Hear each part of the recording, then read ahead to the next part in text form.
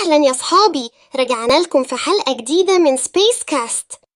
والنهاردة هنتكلم عن حاجة ممتعة جدا، ال AR وال VR. طب الأول، يعني إيه ER؟ ال AR هي اختصار ل Augmented Reality أو الواقع المعزز، يعني العالم الحقيقي بس بنضيف عليه حاجات رقمية.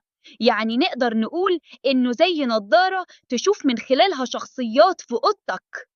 طيب تعالوا نجرب ER بجد. بصي، هنا بنشوف العالم الحقيقي بس التكنولوجيا بتضيف عليه حاجة مش موجودة. طب والVR ده بيعمل إيه؟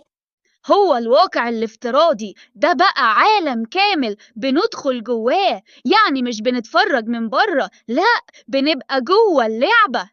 إيه ده؟ شكلك غريب جدا وإنت لابسها. أنا شايف عالم تاني خالص. يعني AR يزود على الحقيقة وVR يدخلني في عالم تاني؟ بالظبط، وعلشان كده الاتنين مفيدين وممتعين جدا. طب وإحنا بقى نستخدمهم في إيه؟ في اللعب، التعليم، الرسم، وكمان نعمل مشاريع. كل ده يساعدنا نتعلم أسرع. كانت أحلى تجربة. أنا لازم أجرب VR تاني. وأنا كمان. استنونا في حلقة جديدة من سبيس Space كاست. Cast.